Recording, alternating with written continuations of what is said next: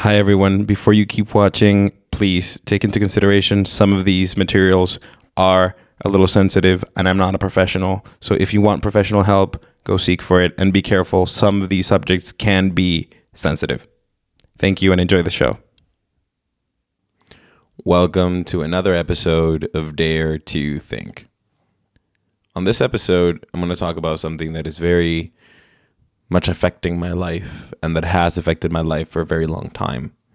Like I told you, this is a moment for me of psychological change and of appreciation of the things that I've gone through in my life. And I think that one of those things is anger. Creo que todos hemos tenido ese sentimiento de arrechera absoluta en alguna situación. Me pasa a menudo cuando juego fútbol y siento que el árbitro hizo algo que no tenía que hacer, o cuando pierde el Madrid. Pero también hay momentos en nuestras vidas en los que anger itself is a much more important emotion and it's very much less petty. Quiero empezar por decir que especialmente los hombres en este punto, por lo menos siento yo que tenemos esta percepción, o nos han dado esta percepción, de que estar arrechos y sentirse y expresar nuestro disgusto hacia ciertas cosas está mal. And I think that is the literal definition of Freudian repression. You should not repress the emotions that you feel. This episode is all about feeling angry and how it's okay to feel that way. You should validate your negative emotions, and there's a very good reason.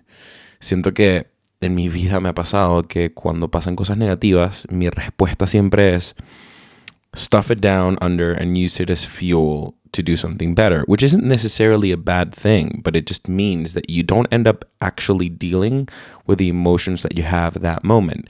Entonces, ¿qué pasa? Yo básicamente agarro esta motivación de, digo, mis papás se divorciaron y yo me convertí en el mejor estudiante que fui durante todo el colegio. So I got straight A's on every subject, and I just threw myself into my studying. The same thing happens to me whenever I go into something bad happens to me. Like, for example, I didn't pass math in my last year of high school. And so I didn't pass math. I studied enough to pass. And then when I did, I just spent a month, 2 months of my life just partying, which was very nice and was a good experience to have. But what I was doing was stuffing down every single emotion I had. And it was some of the most fun times of my life, but it was also some of the most destructive emotional times of my life. It just was a time where I hurt myself and other people in ways that I wish I hadn't. And it's, I think, accredited in many ways, first of all, to me, because I was just a kid who really didn't have much control over myself in many ways. And I just, for anybody who's listening from that time, if I ever did anything to you, I'm really just sorry. But in general, it was just a time where I was trying to run away from myself. And I think that part of that reason is that we were taught to just not express our emotions, especially if they were negative. Like, if you're happy, si estás feliz y quieres gritarlo por los techos de la ciudad, increíble, buenísimo. But if you're angry, sad, or discontent, like, the closest thing that we had was chismear. Like, oh my God, this person did this or whatever, but not actually addressing the core of those really negative emotions that you have.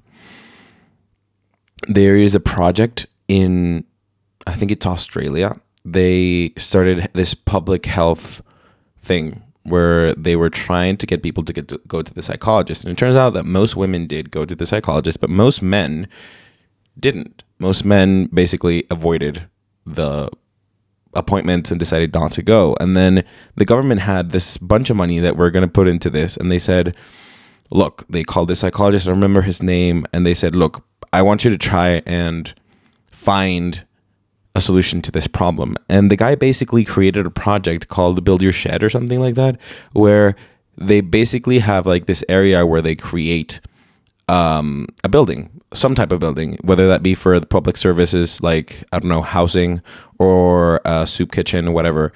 And basically what they do is they do it every week, or I think it's every day now, I'm not sure.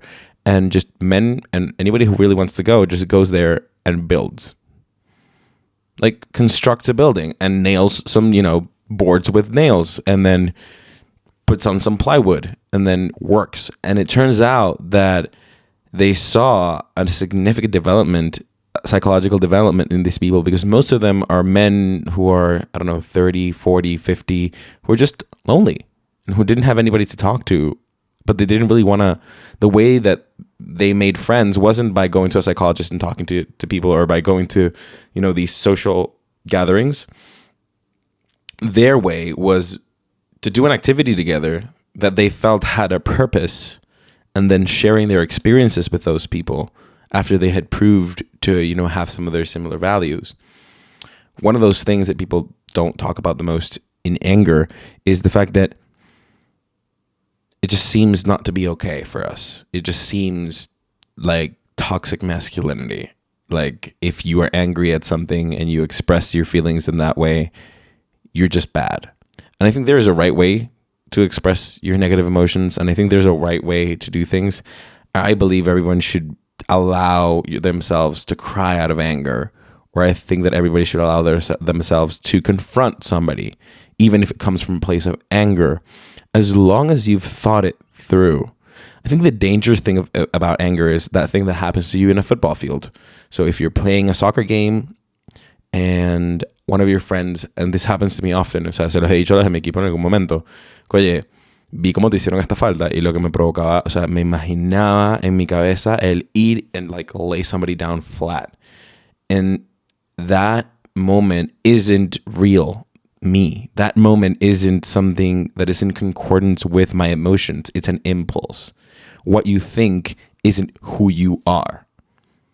But anger is like a thermometer. It tells you how you feel about certain situations. And what you have to do is, when you feel that anger, if you need to have an emotional response to it that doesn't hurt anyone, go ahead. If you need, for example, one of the people I admire the most in the world, my brother, whenever he gets angry, he just leaves, because he says, I'm angry at you right now. I really just don't want to look at your face, and goes. And then when he's a bit better, he doesn't just bottle up his anger and act like nothing happened. He goes and says, look, you did this, this, and this, and I think that you're pretty shitty for having done that. And half the time people say like, oh, this was a misunderstanding. I didn't know that this mattered to you. You didn't know that I didn't know. And so you got really angry.